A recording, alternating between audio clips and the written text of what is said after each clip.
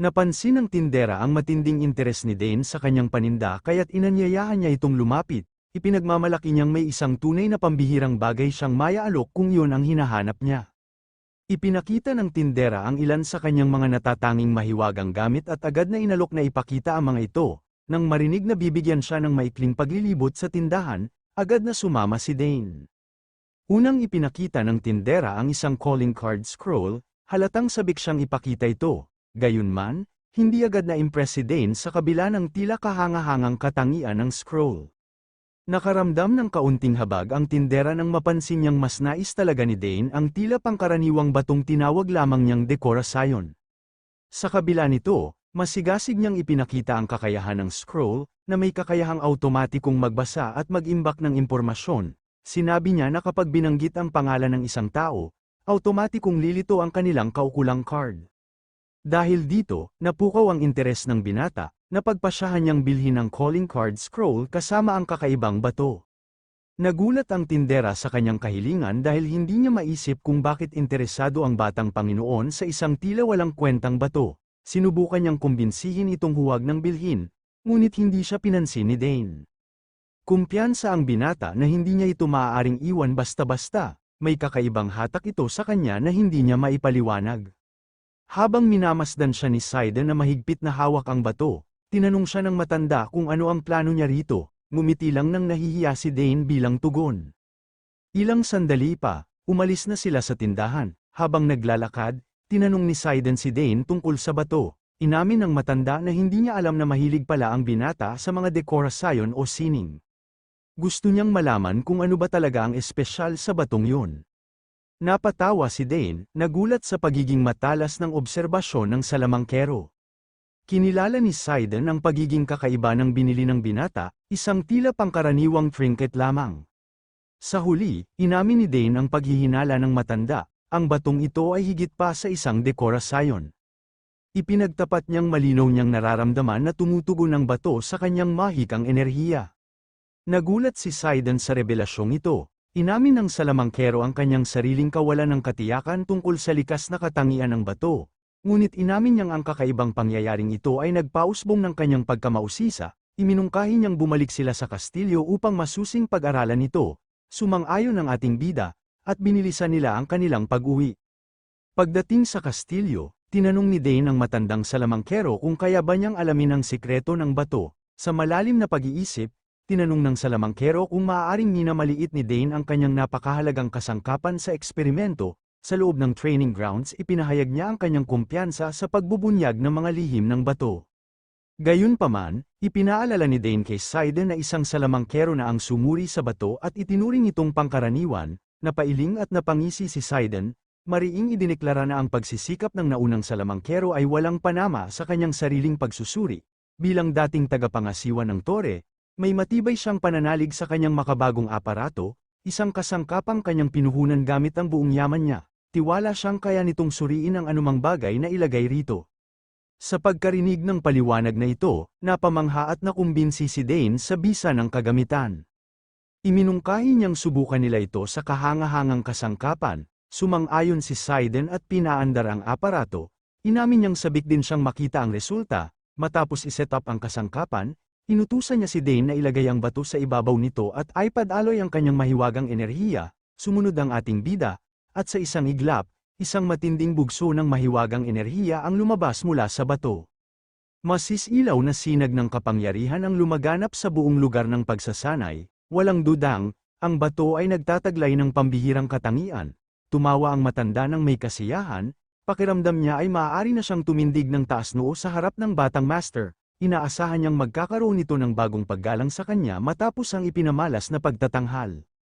Patuloy na naglalabas ng malalakas na enerhiya at makinang na sinag ang kakaibang bato, lalong lumakas ang intensidad nito. Dahilan upang lumitaw ang bahagyang pag-aalinlangan sa mukha ni Dane, ang misteryosong paggalaw ng mga sinag ng liwanag ay nagdulot ng pagkalito sa kanila. Napagtanto ni Dane na ang nakikitang pagpapakita ng liwanag ay tila isang code o kodigo. Pinagtibay ni Sidon ang kanyang hinuha. Binibigyang diin na ito ay hindi isang pangkaraniwang pag-encrypt. Gayunpaman, lubos na naaakit ang batang Panginoon sa kahanga-hangang tanawin sa kanyang harapan. Ito ay dahil ang mga batayang prinsipyo, estruktura, at likas na anyo ng kodigo ay ganap na bago sa kanyang karanasan, sa kanyang kaalaman, maaaring ito ay kasing komplikado ng isang 6-chain o kahit isang 7-chain code. Sa puntong ito, iminungkahi ni Dane na maaaring ang mismong mahika ng bato ang lumilikha ng code, sumang-ayon si Sidon sa kanyang pagsusuri, pinagtibay ng matanda ang hinala ng binata, iginiit na ang natatanging kakayahan sa mahika ng batang master ang siyang susi sa pag-decode nito. Napaisip si Dane sa di inaasahang conclusion na ito, nagtaka siya sa likas na katangian ng mahikang nananahan sa bato. Bukod dito, lalo siyang nag-usisa kung bakit ito eksklusibong tumutugon sa kanyang mahiwagang kakayahan sa mahika. Samantala, ipinagpatuloy ng salamangkero ang pagsusuri sa mahiwagang enerhiyang nagmumula sa bato. Inamin niyang ito ay lubhang bago sa kanya, gayunpaman, nangako siyang pagsisikapan niyang alamin ang lihim nito. Matapos ang lahat, siya ay isang dating tagapangasiwa ng tore, kaya tiwala siyang matutuklasan niya ang sagot. Sa puntong ito, iminungkahi ni Dane na marahil ay matutuklasan nila kung bakit naiiba ang kanyang mahika kumpara sa iba, ngunit ito ay nakasalalay sa tagumpay ni Sidon sa kanyang pagsisiyasat. Sa kabila nito, nagpakita ang salamangkero ng matibay na kumpiyansa sa kanyang kakayahang maisakatuparan nito.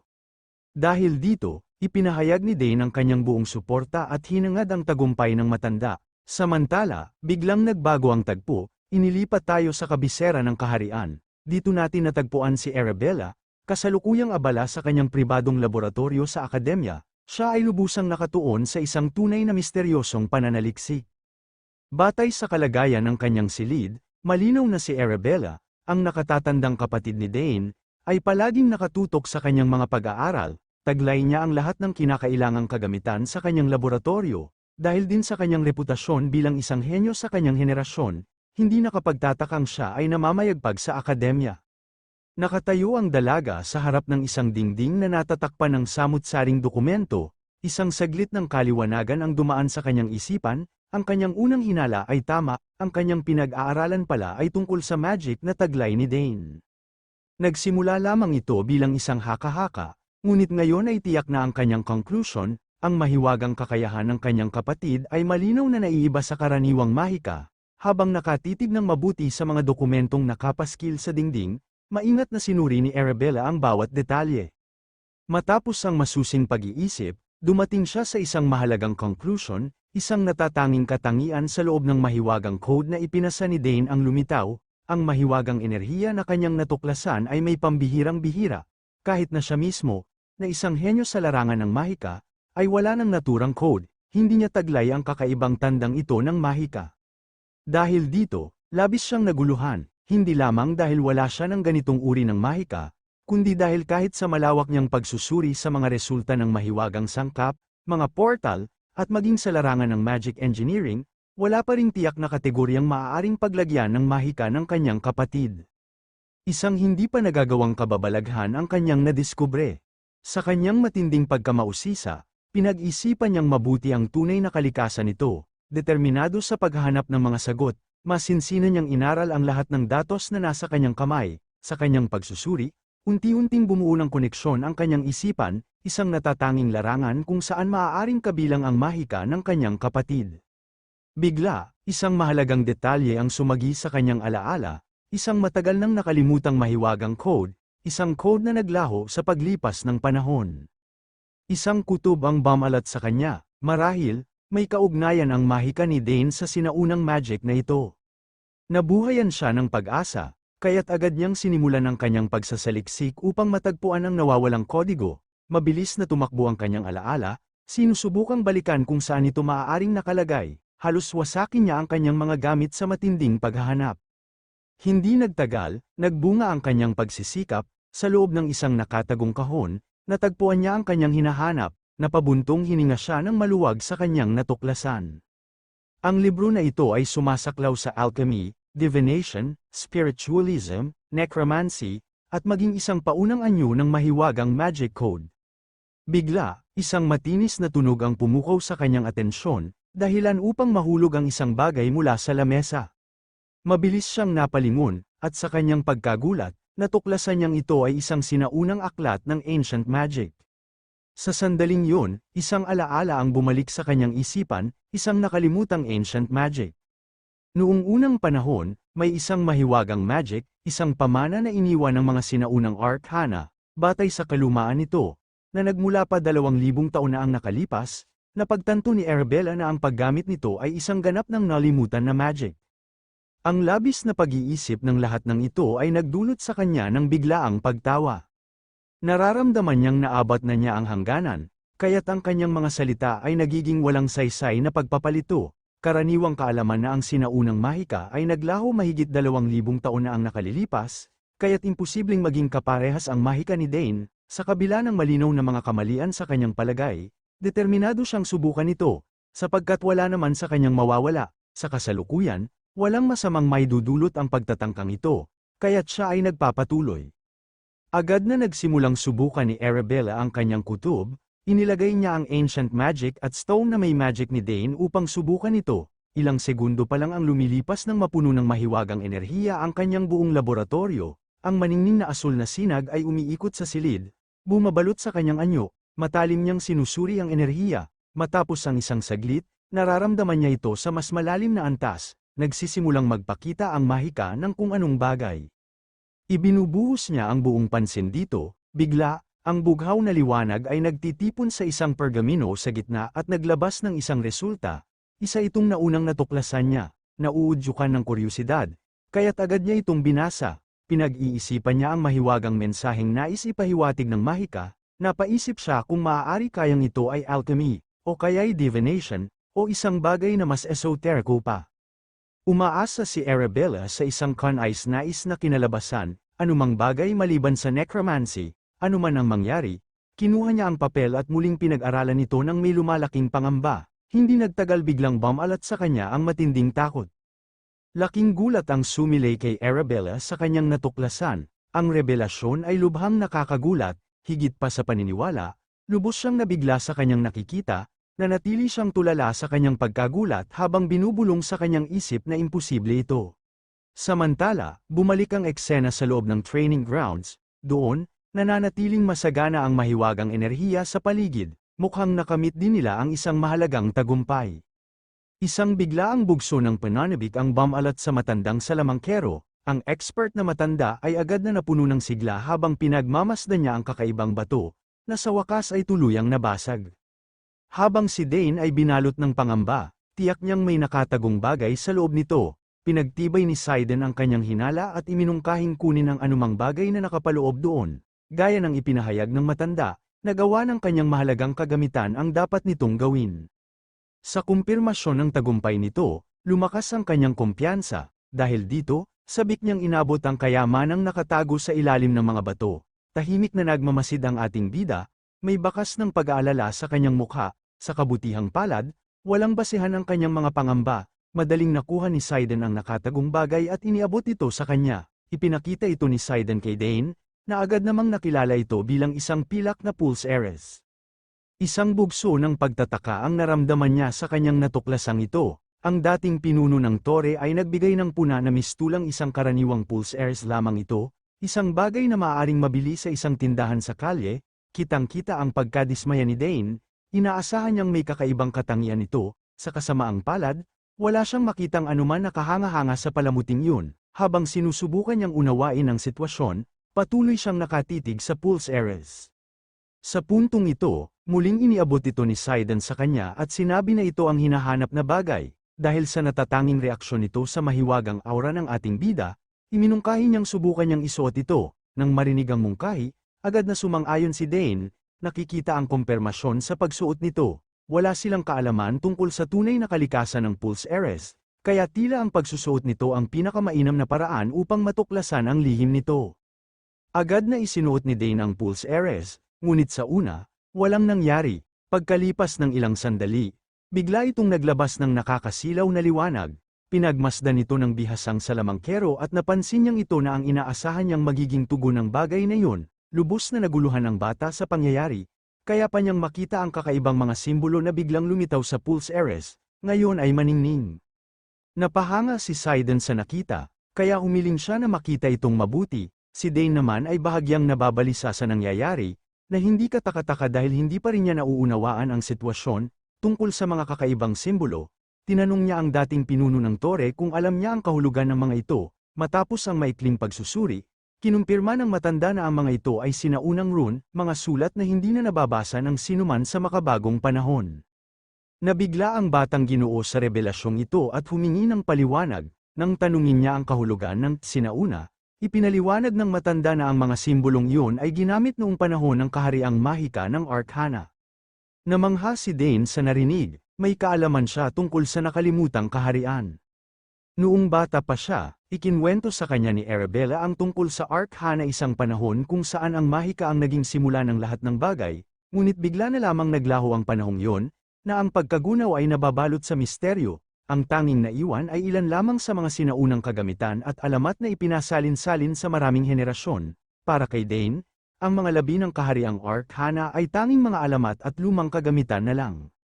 Ngunit ngayon, may bagong tuklas na lumitaw sa anyo ng isang linya ng mahiwagang sinaunang code. Pagkaraan, bumalik ang dalawa sa silid ni Sidon sa Annex Tower, napatawa ng bahagya ang matanda sa ginhawa, sapagkat sa wakas ay napatunayan niya ang kanyang matagal ng hinala. Noon pa man, batid niyang pambihira ang kakayahang mahika ni Dane, ngunit hindi niya inasahan na may kaugnayan ito sa sinaunang kahariang Arcana. Bagaman hindi pa lubos na nauunawaan ni Dane ang kanilang natuklasan, unti-unti niyang napagtanto ang kanyang koneksyon sa Ancient Kingdom. Sinabi niya kay Sidon kung dapat nga kaya na ito ang dahilan kung bakit madali siyang nakakagalaw sa mapanganib na kagubatan. Nang marinig ito, sumang-ayon ang dating pinuno ng tore, tila ganoon nga, aniya, kinikilala ang lohikal na conclusion. Sa katunayan, ang mahika na bumabalot sa kagubatan ay nagmula mismo sa Arcana. Sa pahayag ni Dane, napahanga si Sidon sa pambihirang talento at talas ng pag-iisip ni Dane. Ang batang ito ang perpektong disipulo na noon pa niya pinapangarap. Subalit, sa kabila ng lahat, patuloy pa rin siyang tumatanggi sa alok ng matanda na siya'y turuan, at sa bawat pagtanggi, lalong lumalalim ang pagnanais ng matanda na maging kanyang disipulo. Habang abala sa pag-iisip, biglang pinutol ni Dane ang katahimikan. Ipinahayag niya ang kanyang kawalan ng kakayahang matukoy pa ang iba pang lihim ng Pulse Heiress. Dahil dalubhasa sa mga sinaunang artifact, pinayuhan siya ni Sidon na maghintay at huwag magmadali sa pagtuklas ng lahat ng sikreto nito ng sabay-sabay. Gayon din, mahigpit niyang ipinagbawal kay Dane na ipaalam ang kanilang natuklasan sa iba. Sumunod naman si Dane at nangakong susundin ang tagubili ng nakatatandang salamangkero. Bigla, isang nakakabinging kalabog ang yumanig sa paligid.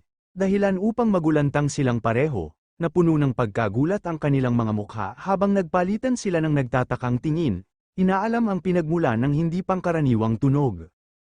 Isang alon ng pag-aalala ang bumalat kay Sidon, agad siyang nagtanong kung ito ba ay isang senyales ng isang paparating na halimaw. Sa kanyang isipan hindi niya moari kung paano ito maaaring mangyari sa Suggrace County, ang pinakamapayapang lugar sa buong kontinente.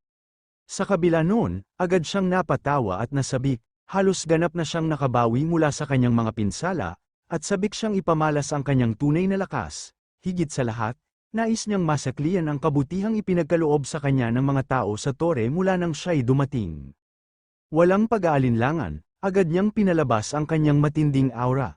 Habang si Dane na natiling hindi gumagalaw, nakatitig lamang sa matanda ng walang mabasang emosyon sa kanyang mukha. Halatang alam ni Dane ang nangyayari kaya't nanatili itong kalmado. Napansin ito ni Sidon at napuno ng pagkainis sa ikinilos ni Dane.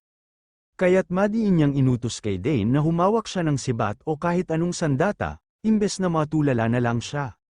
Ngunit nanatili pa ring kalmado ang ating bida, sa halip na sumunod sa utos ng matanda, mahinahon niyang hinugot ang isang kwintas mula sa loob ng kanyang kasuotan. Samantala, abala na si Sidon sa paghahanda ng kanyang sarili para sa inaakalang labanan, ngunit bigla niyang napansin na ang ingay ay nagmula mismo sa kwintas. Nabigla siya sa revelasyong ito, habang si Dane ay kalmado lamang na ipinaliwanag na ang tunog ay walang kaugnayan sa anumang halimaw. Sa katunayan, ito ay isang senyales na ang kanyang nakatatandang kapatid na si Arabella ay sumusubok makipag-ugnayan sa kanya. Napuno ng panghihinayang at pagkainis ang dating pinuno ng tore sa kanyang narinig. Inihanda na niya ang kanyang sarili para sa isang makapangyarihang labanan. Ngunit sa huli, isa lamang palang mensahe mula kay Arabella ang dahilan ng lahat. Nang maunawaan ang totoo, pinagalitan niya si Dane at sinabing dapat ay ipinaliwanag na niya agad ang sitwasyon imbes na hayaan siyang mag-alala ng ganoon. Ngunit sa halip na sagutin siya ng seryoso, tinawanan lang siya ni Dane dahil sa kanyang naging reaksyon. Ipiniliwanag niya sa matanda, na hindi maglalakas loob ang mga halimaw na lumapit sa lugar na ito. Pagkatapos, magalang siyang nagpaalam sandali upang sagutin ang tawag ng kanyang kapatid, habang si Sidon, na natiling, aburido pa rin at pilit na pinipigilan ang kanyang nag-aalab na enerhiyang mahika.